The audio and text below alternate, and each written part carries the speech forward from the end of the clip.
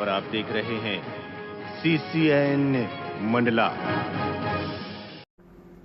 मंडला विकासखंड के ग्राम जारगी में कृषक संगोष्ठी कार्यक्रम का आयोजन किया गया, जिसमें किसानों को जैविक खेती के बढ़ते महत्व तथा कोदो कुट की चिया, रागी आदि मिलेट्स की खेती को व्यावसायिक रूप प्रदान करने के संबंध में जानकारी प्रदान की गई। इस अवसर पर कलेक्टर डॉक्टर सलोनी सिडाना ने किसानों को संबोधित करते हुए कहा कि देश दुनिया में मोटे अनाज की मांग लगातार बढ़ रही है। कृषक संगोष्ठी में सीईओ जिला पंचायत श्रेयांश कुमट, उप संचालक कृषि मधुबली, परियोजना अधिकारी आत्मा परियोजना RD जाटव सहित संबंधित उपस्थित रहे। कलेक्टर ने कहा कि कोदो कुटकी सहित अन्य मोटे अनाज में पौष्टिक तत्व होते हैं जो हमें विभिन्न प्रकार के रोगों से बचाते हैं। वैज्ञानिक भी कोदो कुटकी, चिया, रागी आदि मिलेट्स के उपयोग की सलाह देते हैं, जिसके कारण इनकी मांग लगातार बढ़ रही है। प्रशिक्षण में विषय विशेषज्ञों द्वारा बतलाया गया कि खेती में कतार पद्धति से बोनी करनी चाहिए, प्रत्येक बीज से उपज प्राप्त होती है। वहीं छिड़काव पद्धति से बीज अधिक लगता है, जिसमें कृषि की लागत बढ़ती है। प्रशिक्षण में कोदो कुटकी की खेती में कृषि यंत्रों के उपयोग तथा उपलब्धता के संबंध में विस्तृत जानकारी दी गई। इस अवसर पर किसानों ने अपने अनुभव साझा किए तथा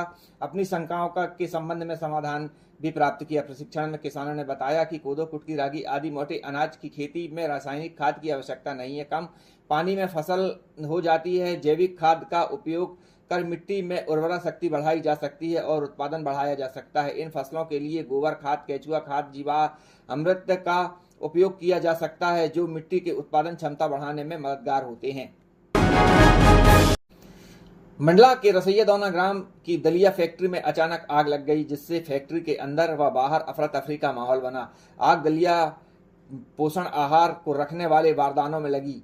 यह आग कैसे बारदानों तक पहुंची, यह कारण अज्ञात है। इस घटना में किसी के हताहत होने की कोई खबर नहीं है। आग लगभग दोपहर 12 बजे लगी। स्थानीय जनों ने जैसे ही फैक्ट्री में धुआं उठते देखा, तुरंत ही फायर ब्रिगेड को खबर की। मौके पर फायर ब्रिगेड की टीम व वाहन पहुंचे, जिसके बाद आग पर काबू पाया जा सका और अन्य जगह आग फैलने से बचाई जा सकी। फैक्ट्री में दलिया व पोषण आहार तैयार होती है, जो अन्य जिलों में आंगनबाड़ी केंद्र और महिला बाल विकास के पोषण आहार के रूप में सप्लाई होती है। मौके पर पुलिस पहुंची है, जांच शुरू की।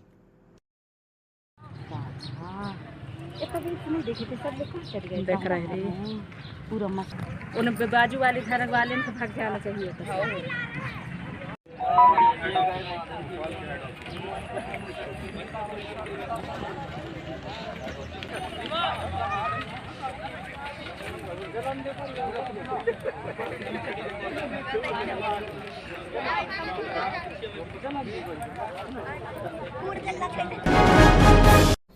महाराजपुर के दादाधरी नाम आश्रम से आंगन तिराहा तक सड़क चौड़ीकरण का कार्य किया जा रहा है। वहीं पूर्व में सड़क सकरी थी, जिसके आसपास सैकड़ों हरे भरे वृक्ष हैं। सड़क चौड़ीकरण के चलते ये वृक्ष सड़क के बीच में आ रहे हैं, जिसके चलते इन हरे भरे वृक्षों की बेजा कटाई शुरू कर दी गई, जिससे देखकर लोगों को बुरा लगा है। वहीं लोगों का कहना है कि फल, छाया व हवा देने वाले पेड़ों की बेदर्दी से काटा जा रहा है, जिसके बाद कुछ स्वयंसेवियों ने विरोध किया वृक्षों को न काटा जाए, जिसके चलते उन्होंने प्रशासन को ज्ञापन सौंपा है। जिसके बाद नगर पालिका अधिकारी ने बताया कि अब उन्हीं वृक्षों को काटा जाएगा जो सड़क के बीच में आ रहे हैं, जिनसे दुर्घटनाओं की आशंका बनी रहती है। बाकी वृक्षों को नहीं काटा जाएगा।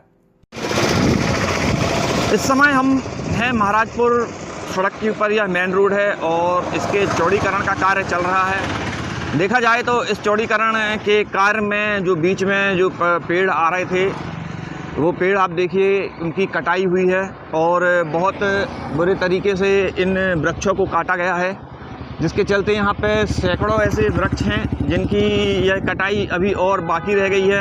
वहीं पे जहाँ वृक्षों की यह वेदना है, जो वेदना लोगों तक पहुँचे और यह कटाई बंद कराई जा सके। परंतु एक तरफ जब हमने इसके विषय में पता किया तो उसमें बताया गया कि सड़क का जो चौड़ीकरण का कार्य है, उस कार्य के चलते ठेकेदार के द्वारा इन वृक्षों के जितने वृक्षों की कटाई होती है उसके हिसाब से इसका जो मूल्य होता है वह जमा किया जाता है और उस पर 2 वृक्ष लगाने की शर्त पर ही यह वृक्ष काटे जाते हैं।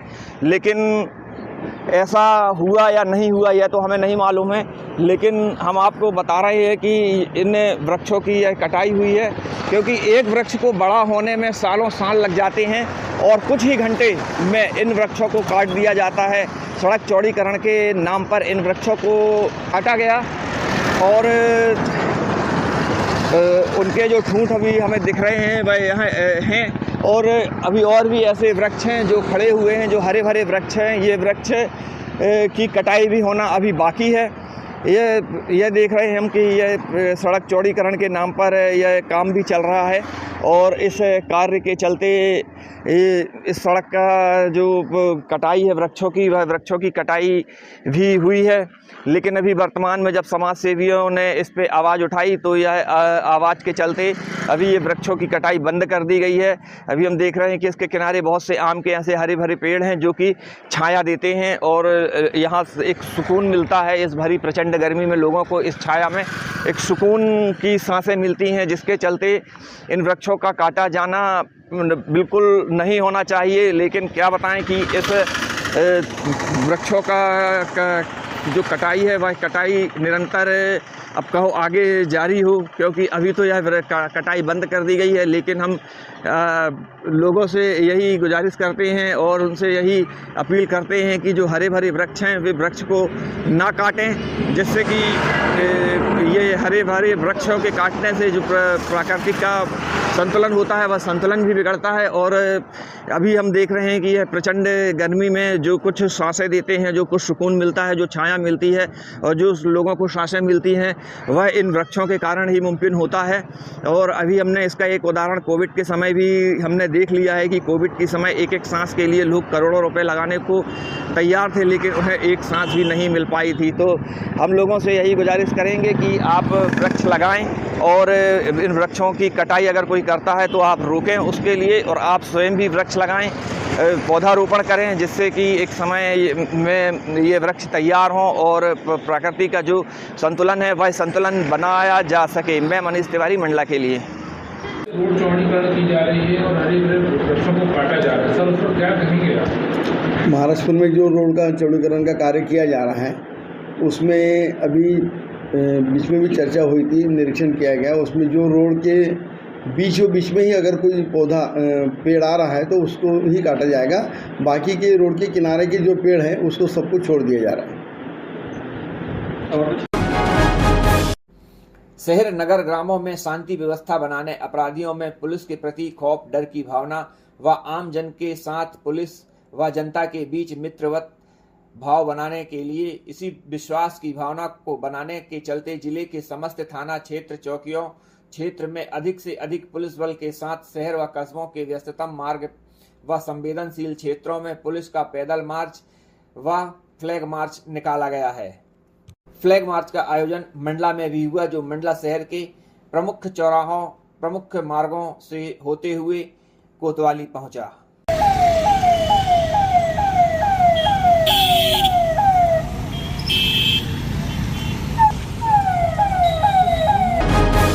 गर्मी का मौसम है और अन्य सालों की अपेक्षा इस साल गर्मी अत्यधिक तेज पड़ रही है।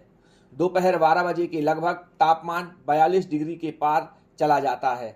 वहीं हमें अनेकों जगह से आग लगने की खबरें सुनने को मिलती हैं या फिर देखने को मिलती है। देखा गया है जरा सी लापरवाही जान माल दोनों को नुकसान पहुंचाती है। देखा गया है कि सड़क के पास अक्सर धान का पैरा रख दिया जाता है, जिससे कोई भी जलती हुई बीड़ी सिगरेट फेंक देते हैं, जिससे इसमें आग लग जाती है। हाई टेंशन विद्युत तार के नीचे यह पैरा रखे होने से भी अक्सर आग लगती है और यह आग फैलने का डर रहता है। अगर आप घर से कहीं बाहर जाएं तो गैस अच्छी तरह से बंद करें, वहीं बिजली को बंद करें, ज़रूरत समझे तो मेन स्विच बंद करें, क्योंकि गर्मी में वोल्टेज बढ़ने घटने से अक्सर शॉर्ट सर्किट से आग लगने की स्थिति बन जाती है। सड़क किनारे कचरा के कोई भी वस्तु को न जलाएं, ना कचरा जलाएं और ना ही कोई ऐसी वस्तु जलाएं जिससे आग फैलने का डर हो। अक्सर देखा गया है कि विद्युत के पोलों में आग लग जाती है, क्योंकि इसमें परिंदे अपने घोंसले बनाते हैं या फिर इसमें कचरा फंसा रहता है, जिसके कारण आग लगती है। हमेशा ही विद्युत पोलों से, ट्रांसफार्मर से दूर रहें, क्योंकि जब वोल्टेज घटता बढ़ता है तो आग लगने की स्थिति निर्मित होती है। अगर आप घर से बाहर जा रहे हैं तो कोई भी विद्युत उपकरण को चालू न छोड़ें, वहीं कोई भी विद्युत उपकरण को चालू अवस्था में न छुएं। घरों में, दुकानों में, गोदामों में अच्छी क्वालिटी के तार व उपकरण का उपयोग करें। अर्थिंग का भी अच्छी क्वालिटी का उपयोग करें। दोपहर में दोपहिया वाहन लगातार तेज गति से अत्यधिक दूरी पर न चलाएं।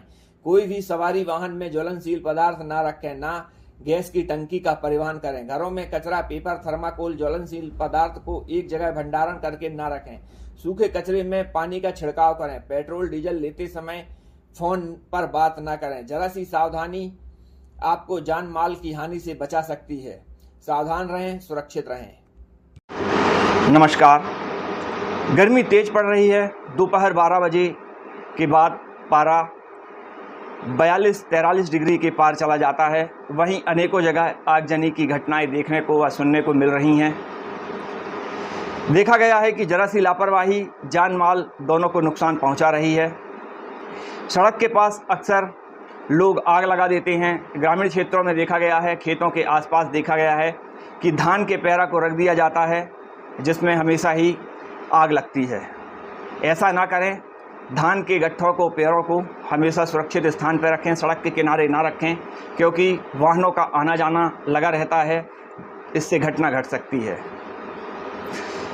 अक्सर लोग जलती हुई बीड़ी, सिगरेट को कचरे के ढेरों में फेंक देते हैं, जिससे आग लगती है। वहीं कचरा भी सड़क के किनारे ही जला दिया जाता है, जो आग लगने का कारण बनता है।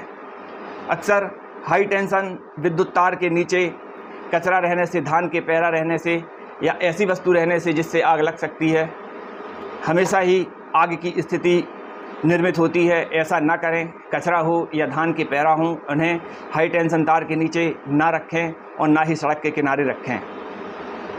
अगर आप घर से कहीं जा रहे हैं तो घर में गैस को पूरी तरह से, अच्छी तरह से बंद कर दें और मेन स्विच बंद करें बिजली का, क्योंकि वोल्टेज के बढ़ने से, घटने से अक्सर शॉर्ट सर्किट की स्थिति बनती है और देखा गया है कि इससे आग लगने का कारण बनता है। कचरा को हमेशा सुरक्षित स्थान पर ही जलाएं और दोपहर के समय कचरा ना जलाएं, क्योंकि गर्म हवाएं चलती हैं जो आग को फैलने में सहायक होती हैं। बिजली के पोल में अक्सर आग लगती है क्योंकि परिंदे घोंसले बनाते हैं या फिर उसमें कचरा फंसा रहता है, कपड़े फंसे रहते हैं, पन्नी प्लास्टिक फंसी रहती है, जिसके चलते कभी विद्युत पोल के आसपास से दूर रहें व ट्रांसफार्मर से दूर रहें। कोई भी विद्युत उपकरण चालू अवस्था में ना छोड़ें और चालू अवस्था में उन्हें छुएं भी ना। घरों में, दुकानों में, गोदामों में अच्छे क्वालिटी के तार, उपकरण व अर्थिंग का उपयोग करें। दोपहर में दोपहिया वाहन लगातार तेज गति से अत्यधिक दूरी तक न चलाएं। कोई भी सवारी वाहन में ज्वलनशील पदार्थ ना रखें, ना गैस की टंकी रखें। घरों में कचरा, पेपर, थर्माकोल, ज्वलनशील पदार्थ को एक जगह भंडारण करके ना रखें। सूखे कचरे में पानी का छिड़काव करें। पेट्रोल डीजल लेते समय हमेशा ही पेट्रोल पंप में यह ध्यान रखें कि जब आप पेट्रोल डीजल ले रहे हैं तो फ़ोन पर बात ना करें। अगर आपकी फ़ोन की घंटी आती भी है तो वहाँ से दूर चले जाएं जहाँ पर आप गाड़ी में पेट्रोल भरवा रहे हैं। ज़रा सी सावधानी आपको सुरक्षित रखेगी, आपके जान माल का नुकसान से बचाएगी। सावधान रहें, सुरक्षित रहें, दूसरों को भी सावधान रहने के लिए कहें। देखा गया है कि लगातार तेज़ गर्मी के चलते आसपास आगजनी की घटनाएं बढ़ रही हैं। CCN परिवार की अपील। नमस्कार।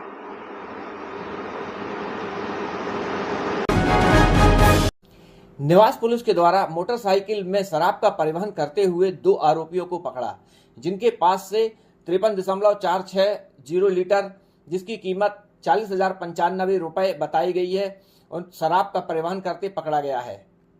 जिसमें आरोपियों का नाम है अंकित यादव, पिता अंतराम यादव, तो दूसरे आरोपी का नाम है अजय भारतीय, पिता रतनलाल भारतीय। दोनों ही आरोपी बबलिया झील थाना निवास, जिला मंडला के निवासी हैं। दोनों ही आरोपियों पर 34(2) आबकारी एक्ट का अपराध पंजीबद्ध किया गया है। वहीं 122 34 धारा 34(2) आबकारी एक्ट पंजीबद्ध कर मामले को विवेचना में लिया गया है। वहीं दूसरे मामले में मंडला चौकी अंजनिया में आवेदिका श्रीमती अनुराधा पटेल, निवासी ग्राम मांद, वहीं आवेदिका सुषमा पटेल, ग्राम खामटीपुर के द्वारा रिपोर्ट दर्ज कराई गई कि उनके पास फोन आया और फोन पर बताया गया कि महिला बाल विकास विभाग संचालनालय भोपाल का मैं डिप्टी डायरेक्टर हूं और आपका नाम सुपरवाइजर के पद के लिए चयनित हुआ है, जिसके लिए आपको 2 लाख रुपए देने हैं और पहली किस्त 60,000 रुपए अभी डालना है, जिसके बाद दूसरी किस्त लिस्ट जब जारी होगी तब डालनी है।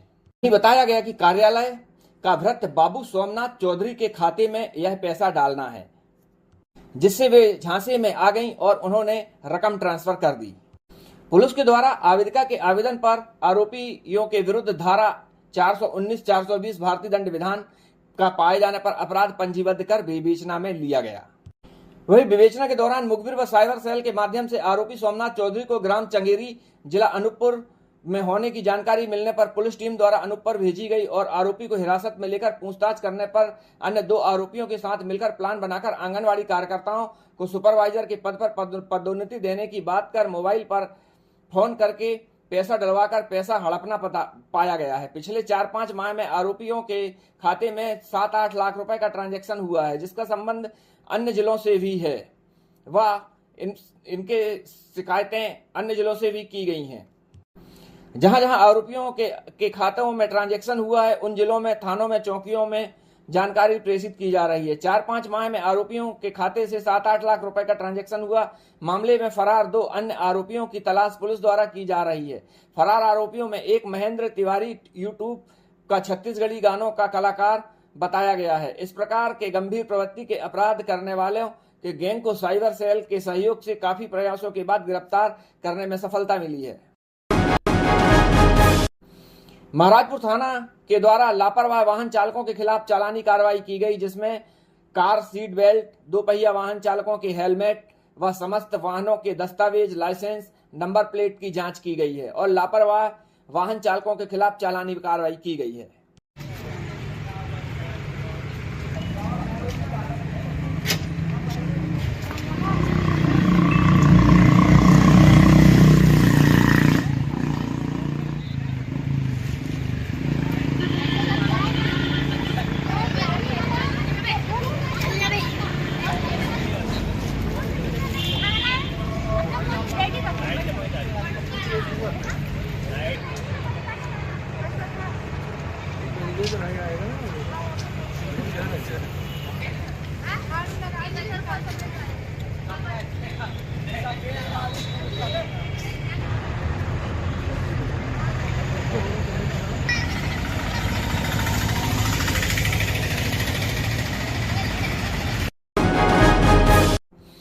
नोडल अधिकारी एवं वन मंडल अधिकारी पूर्व सामान्य वन मंडल मंडला श्री साहिल गर्ग के एवं मुख्य वन रक्षक जबलपुर श्री कमल अरोरा के मार्गदर्शन में मंडला जिले में वन रक्षक एवं क्षेत्र रक्षक के पदों पर भर्ती हेतु महिला एवं पुरुष अभ्यर्थियों के लिए दिनांक 24/5/2024 को कार्यालय पूर्व सामान्य वन मंडल मंडला में अभिलेख परीक्षण एवं मेजरमेंट लिया गया, जिसमें सफल उम्मीदवारों को दूसरे दिन 25 मई को प्रातः 6 बजे से 10 बजे तक महाराजपुर परिक्षेत्र कार्यालय से घनसौर रोड में पैदल चाल का आयोजन किया गया है। बता दें कि 2023 में वन विभाग में वन रक्षक व क्षेत्र रक्षक की लिखित परीक्षा हुई थी, जिसमें पास होने वाले पात्र आवेदकों के समस्त दस्तावेजों व शरीर की जांच की गई। वहीं महाराजपुर रेंज कार्यालय से मोहन टोला की पहाड़ी तक बढ़ार पौड़ी तक निश्चित समय में पैदल चाल किया गया। 89 अभ्यर्थी रहे, जिसमें महिला पुरुष शामिल हैं। वन रक्षक के लिए 68 अभ्यर्थी व क्षेत्र रक्षक के लिए 21 अभ्यर्थी रहे हैं। 4 अभ्यर्थी शुरू दिन ही फेल हो गए थे, जिसमें 85 अभ्यर्थियों को शामिल किया गया है। बता दें कि 4 घंटे में 25 किलोमीटर पैदल चाल रही। वहीं महिलाओं को पैदल चाल में दूरी व समय की छूट दी गई थी। मंडला जिले के लिए कुल 29 पद रहे।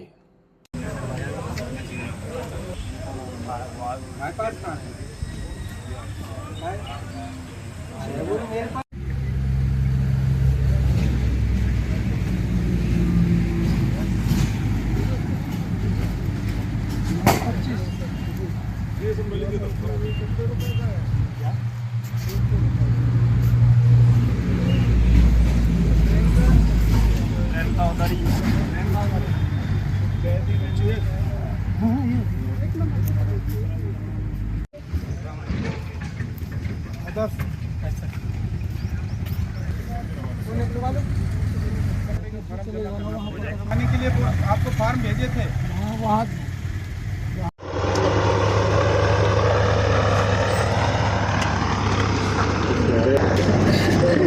हाँ ये 22 नंबर आते हैं, तो आ गए हैं 9 20 डालो डालो 66 9 20 70 अच्छा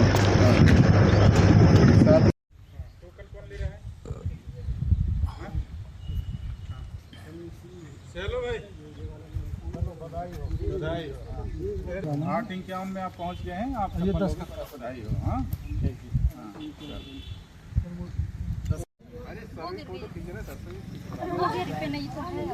ले लो पकड़ निकाल लिए अब तो।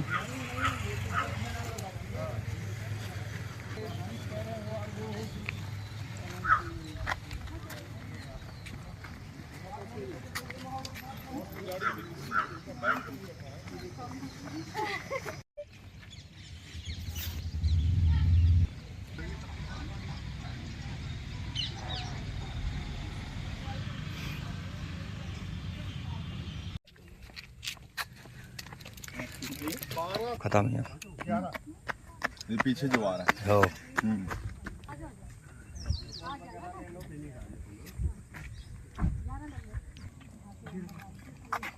लिमगा सर नहीं है भाई। हाँ सर, लोमन हो लोमन साहब लौट गए ना यहाँ। वो लोग कितने निकल गए, हाँ वो चलते ही रहना चाहिए। तो पानी वानी और ये सब करी ना, इसी बात पर दिक्कत हो रही है। हाँ। जी मैम।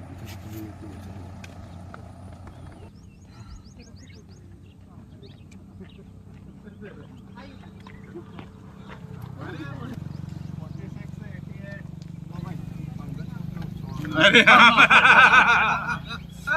पानी दे दो, पानी वही तो काउंटर का मालिक है। 8 और 22 30 में ज़्यादा है। हो जाएगा सब सेलेक्ट। सब हो जाएंगे।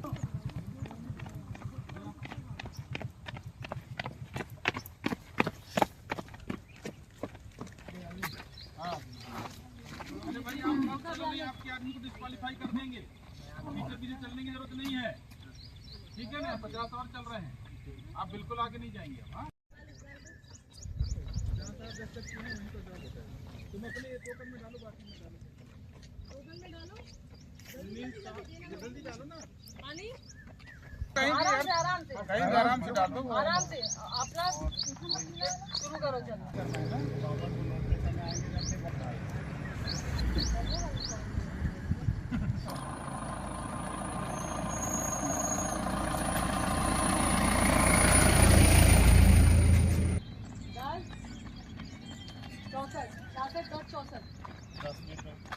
टाइम डालो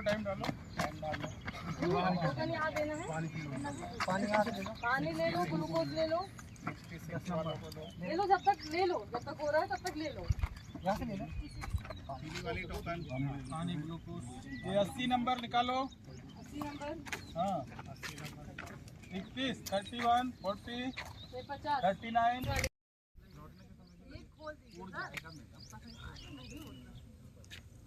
रखो जल्दी भर के रखो ना,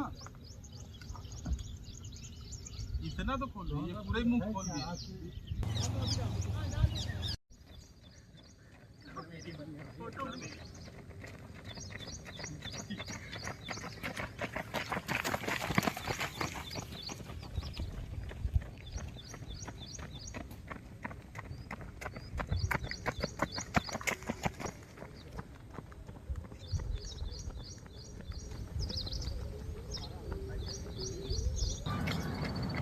और चैनल का नाम नहीं बताया। India news. क्या? India news. India news.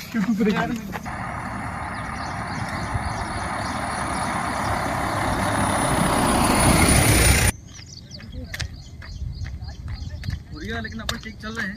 हाँ अभी 40 मिनट हुआ, 40 मिनट और क्या।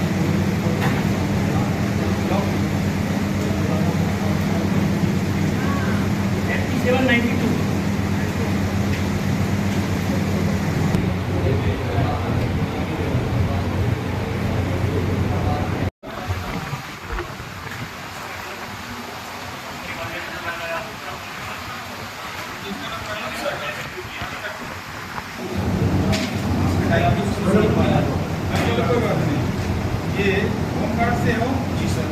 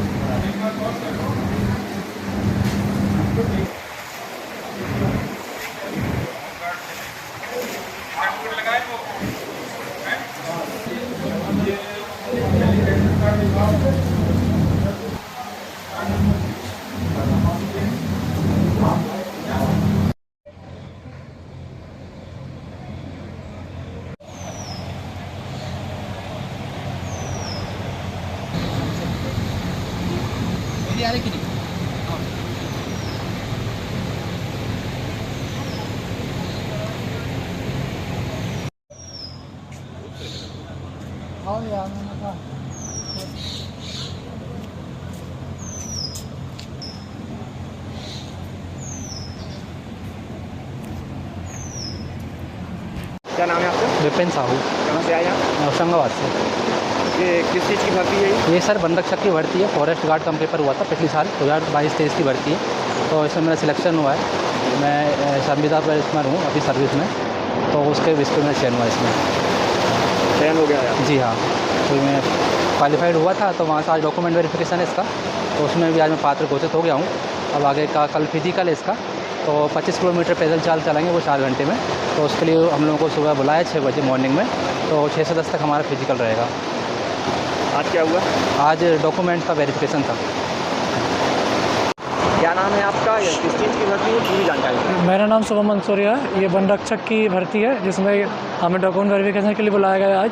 और कल सुबह 6 बजे से हमारी पैदल चाल स्टार्ट हो जाएगी, जो 4 घंटे की रहेगी, 6 से 10। तो उसके बाद फिर हमें फ्री कर दिया जाएगा।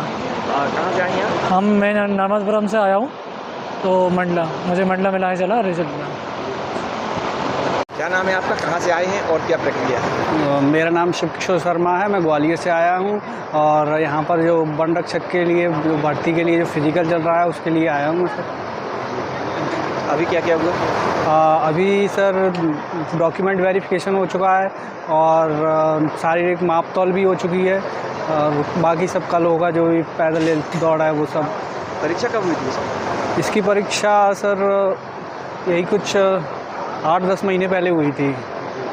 उसमें क्वालिफाई हो गए थे आप? हाँ, उसमें क्वालिफाई थे। उसी के बाद यहाँ पर कॉल लेटर आया घर पर, उसके बाद यहाँ। कहाँ से आई हैं आप? मुरैना से। ये आपने परीक्षा कब दी थी इसकी? इसकी मई 2023 में दी थी। मुरैना पे ही की? नहीं, भोपाल था सेंटर। भोपाल सेंटर था आपका। अभी आपने कितने किलोमीटर पैदल चले? 25 किलोमीटर जी पैदल चलती जी। तो आपने कितनी देर में क्वालिफाई किया? 2 घंटा 51 मिनट में। समय कितना था? 4 घंटे थे। 4 घंटे थे। अब इसके बाद और क्या प्रक्रिया है? अब मेडिकल होगा, फाइनल मेरिट आएगी। अभी कोई आदेश मिले आपको? नहीं, कोई नहीं मिला अभी कुछ नहीं मिला है। नाम क्या लिखते? दीपक सिंह कंसाना। सर, वन रक्षक क्षेत्र रक्षक भर्ती प्रक्रिया शुरू हुई है, इस पे महिला पुरुष कितने आवेदक थे और कितने ने क्वालिफाई किया? क्वालिफ़िकेशन टोटल हमने 89 अभ्यर्थी थे, जिनमें से 68 वन रक्षक भर्ती के लिए थे और 21 लोग अपने क्षेत्र रक्षक के लिए थे। और इनमें से क्वालिफ़िकेशन का तो अभी चल रहा है, पैदल चाल की प्रक्रिया चल रही है। 25 किलोमीटर जब पूरा होगा तब उसके बाद हम बता पाएंगे कितने क्वालिफाई हुए हैं। बट ये बता सकते हैं कि इनमें से अभी 50 ही लोग आज पैदल चाल के लिए आए थे। मतलब कुछ लोग एब्सेंट रहे और कुछ लोग कल ही डिस्क्वालीफाई हो गए थे अभिलेख परीक्षण और हाइट मेजरमेंट वगैरह में। तो 50 लोग आज पार्टिसिपेट कर रहे हैं। देखो कितने लोग कंप्लीट कर पाते हैं। इसके बाद सर क्या प्रक्रिया है? इसके बाद हम लोग परिणाम बना के शासन को भेज देंगे, फिर शासन फाइनल रिजल्ट निकालेगा किनको क्वालिफाई करना है, क्योंकि अभी जितनी वेकेंट सीट्स हैं उससे ज़्यादा लोगों को बुलाया गया है। तो फाइनल जितने लोग क्वालिफाई होंगे उसके बाद फाइनल रिजल्ट आएगा मार्क्स के आधार पर। सर वैकेंसी कितनी थी इसमें? वैकेंसी अपने मंडला ज़िले के लिए 29 लोगों की। Thank you sir.